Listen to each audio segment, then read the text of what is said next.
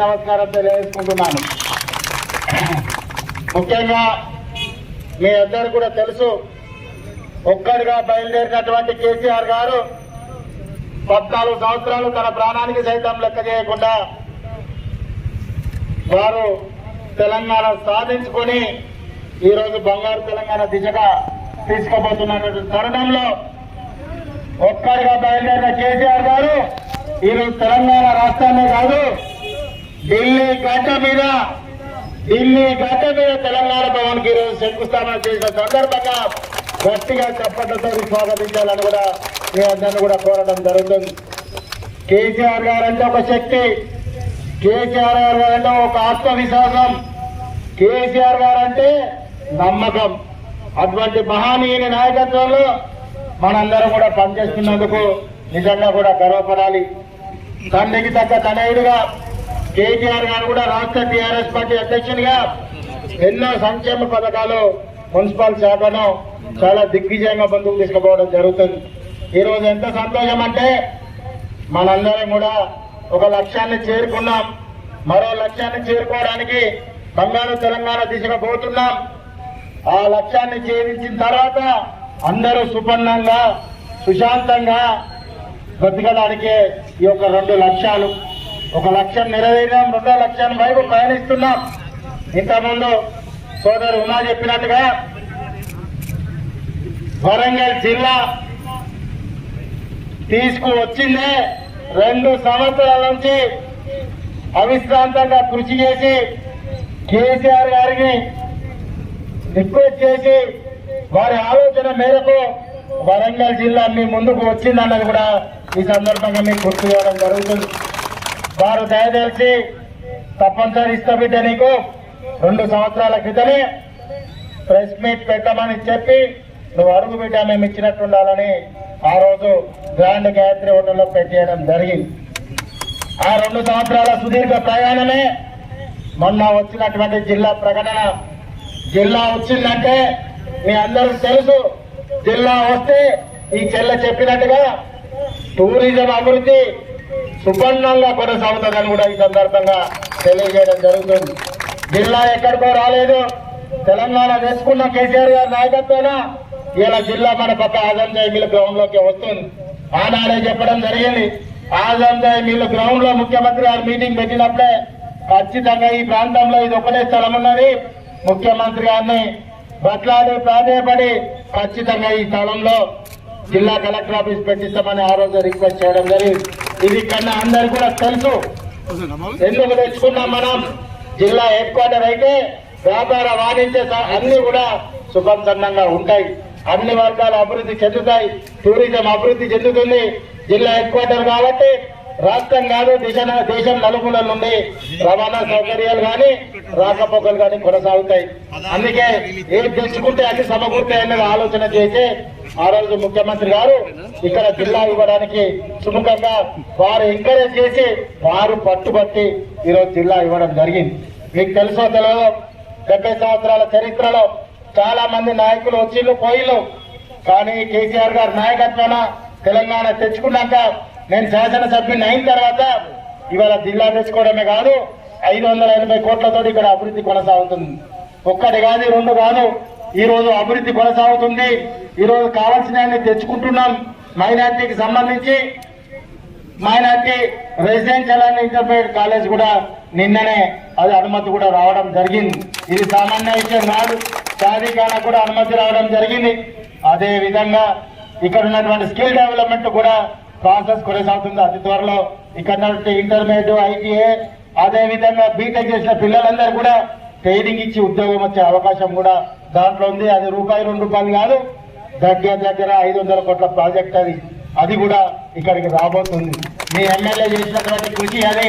మీ MLA police station లో ఫోన్లు చేసుడో లేకుంటే భార్యాభర్తల పంచాయతీలో చెప్పడం కాదు, రాబో తరాలకు ఒక నాయకునిగా, ఒక లెజిస్లేటివ్ మెంబర్ గా రాబో తరాలకు ఒక 50-60 సంవత్సరాలు ఇక్కడ ఉపాధి అవకాశాలు, వాళ్ళ జీవనోపాధి అవకాశాలు కల్పించాలనే లక్ష్యంతో పనిచేస్తున్నారని కూడా ఈ సందర్భంగా గుర్తు చేయడం జరుగుతుంది. చాలా మందికి తెలియదు ప్రేమ అంటే కూడా నోచుకునే కుటుంబాలు చాలా ఉన్నాయి. కేసీఆర్ గారు ఈ రోజు వ్యవసాయానికి సంబంధించి అగ్రికల్చర్ అన్నిటి కూడా అదేవిధంగా బంధు పథకాన్ని ఇవ్వడం జరిగింది. అదేవిధంగా ఈ రోజు కళ్యాణ లక్ష్మి కానీ, షాదీ ముబారక్ కానీ, అదేవిధంగా సబ్సిడీ లోన్స్ కానీ, డబుల్ బెడ్రూమ్ కానీ ఇవన్నీ కూడా ఇవ్వడం కొనసాగుతుంది. రేపో మాపో దళిత బంధు మామూలు స్కీమ్ కాదని ఇవాళ పొద్దున్నే సార్ చెప్పడం జరిగింది. పైలట్ గా ఇంకా 4 నియోజకవర్గాలలో కూడా దళిత బంధు కార్యక్రమాన్ని చేపట్టబోతున్నాం. దళిత బంధు కార్యక్రమం సామాన్యం కాదు. అట్టడుగునున్నటువంటి జాతిని వెలికి తీసి రేపు ప్రపంచంలో వారు కూడా ఒక మినిమం కట్టేసిగా వారి జీవనోపాధి ఉండాలన్న ఒక లక్ష్యంతో కేసీఆర్ గారు చేపట్టడం జరిగింది. గత ప్రభుత్వాలు ఎక్కడైనా చేసినాయా? చేయలేదు. ఎక్కడైనా చేసినా అంటే దాఖలాలు లేవు. చేసినా కూడా వారి యొక్క లీడర్ల చేతుల్లో ఆ యొక్క పథకాలు కూడా చిన్నగా చేసినా కూడా నలిగిపోయినాయి.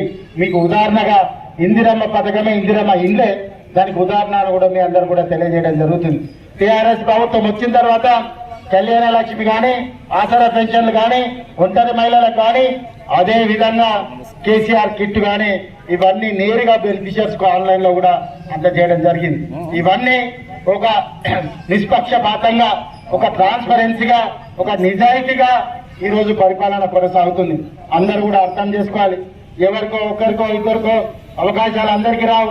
4 కోట్ల జనాభాలో 119 మంది ఎమ్మెల్యేలు ఉంటారు. 4 కోట్ల జనాభాలో ఈ నియోజకవర్గానికి వస్తే 24 మంది మాత్రమే కార్పొరేటర్ అంటారు. కానీ అంతకు మించి 1000 రెట్ల శక్తివంతులైనటువంటి మా కార్యకర్తలు ఉన్న ధైర్యంతో ఈరోజు టీఆర్ఎస్ పార్టీ కొనసాగడం జరుగుతుంది. అదే ధైర్యం, కార్యకర్త ధైర్యమే మీకు ఈ సందర్భంగా చెప్తున్నాం. కార్యకర్త కంటి రెప్పకు చిన్న హాని జరిగినా కూడా యుద్ధ కథన రంగంలో దిగి మీ శాసనసభ్యులు ఉంటారని కూడా మీకు ఈ సందర్భంగా తెలియజేస్తున్నాం. అదేవిధంగా ఉద్యమకారులు కూడా 8 మంది కార్పొరేటర్ల టికెట్లు ఇవ్వడం జరిగింది. మా సతీష్ కూడా మొన్ననే టెంపుల్ చైర్మన్ గా ఇవ్వడం జరిగింది. చాలా మందిని కూడా డైరెక్టర్లు కూడా అకామిడేట్ చేయడం జరుగుతుంది. ఇదంతా ఒక సిస్టమేటిక్ గా తీసుకుపోతున్నాం. ఒక భాగంగా ఉద్యమకారులకు కూడా అవకాశాలు కల్పించడం జరుగుతుంది. నేను ఎందుకు చెప్తున్నానంటే తొలి దశ ఉద్యమ కాలంలో, మలి దశ ఉద్యమ కాలంలో, అదే మధ్య దశ ఉద్యమ కాలంలో, అదే విధంగా సాధించిన సమయంలో అన్ని సమయాలలో అందరూ కూడా ఉద్యమ సమయంలో ఆసరగా నిలబడ్డారు. కాబట్టి ప్రతి బిడ్డను గౌరవించి దగ్గర తీసుకోవాలన్న ఒక లక్ష్యంతో ముందుకు పోతున్నాం. అల్టిమేట్ గా కేసీఆర్ గారి నాయకత్వాన సాధించుకోవడానికి 70 ఏళ్ల నుంచి వాళ్ళు ఏం చేయకుంటే 7 సంవత్సరాల నుంచి ఇన్ని సాధించుకున్నాం. కాళేశ్వరం ప్రాజెక్టు కట్టుకున్నాం మనం. అదేవిధంగా రైతు సంఘాలు ఏర్పాటు చేసుకున్నాం. రైతు పచ్చగుంటేనే మనం 24 గంటలు కరెంట్ తీసుకుంటున్నాం. అదేవిధంగా ఏదైతే లేబర్ రైతుకు సంబంధించి కూడా ఎంతో డెవలప్ చేసుకున్నాం. మీ అందరు కూడా తెలుసు. ఇంత బృహత్తరమైనటువంటి పథకాలు, ఇంత అభివృద్ధి ఏ ప్రభుత్వంలో కూడా జరగలేదు. మిషన్ భగీరథకు సంబంధించి ఈ రోజు చెప్తున్నాను, ప్రతి ఇంటికి కూడా నల్లా ఇస్తామని ఆ రోజు ప్రకటించారు. ప్రతి ఇంటికి కూడా పని సాగుతుంది. ఇది కరోనా సమయం. మీకు తెలుసు, 2.5 సంవత్సరాలలో 2 సంవత్సరాలు కరోనాలోనే గడిపినాం. ముఖ్యంగా కార్యకర్తలు కానీ, నాయకులకు కానీ ఈ కరోనా టైంలో కూడా తమ ప్రాణాలు కూడా సైతం లెక్క చేయకుండా వారు ఎంతో కృషి చేసి సేవ చేసినందుకు వారు కూడా ఈ సందర్భంగా ఒకసారి శిరస్సు వంచి నమస్కారాలు తెలియజేసుకుంటున్నాను. ఇటువంటి సమయంలో మన నాయకులు కూడా కోల్పోవడం జరిగింది. సోదరుడు రాజు యాదవ్ కూడా ప్రాణాలు అర్పించడం జరిగింది. ఈ సందర్భంగా మిగతా వాళ్ళు కూడా కార్యకర్తలు కూడా చాలా మంది కూడా ప్రాణాలు కోల్పోవడం జరుగుతుంది. ఇటువంటి కష్టకాలంలో ఎక్కడ కూడా టీఆర్ఎస్ పార్టీ కార్యకర్తలు కానీ, టీఆర్ఎస్ పార్టీ నాయకులు కానీ జెండా దించలేదు. జెండా అట్టే చేతున పట్టుకొని ప్రాణానికి సైతం లెక్క చేయకుండా బంగారు తెలంగాణ దిశగా పనిచేసిందని కూడా ఈ సందర్భంగా గట్టిగా మీ అందరికీ గుర్తు చేయడం జరుగుతుంది. కాబట్టి కార్యకర్తలు కార్యకర్తలే పార్టీకి బలం. ఎవరికో ఒకరికి అవకాశం వస్తుంది. అవకాశం వచ్చిన వాళ్ళు కూడా చాలా ఒడిగి దుడుగులను అనుభవిస్తూ వారు చాలా అనుకోగా అందరూ కూడా పనిచేయాల్సినటువంటి అవసరం ఉన్నది. అవకాశం వచ్చింది కదా అని చెప్పి మిగతా వాళ్ళని కూడా ఎక్కడ కూడా చిన్న చూపు చూడకూడదు. ఎందుకంటున్నానంటే ఎంతో మంది కష్టపడితే తప్ప, ఎంతో మంది త్యాగాలు చేస్తే తప్ప, ఎంతో మంది కృషి చేసి వారు వ్యక్తిగతంగా త్యాగం చేస్తే తప్ప ఈ రోజు ఈ తెలంగాణ రాలేదు.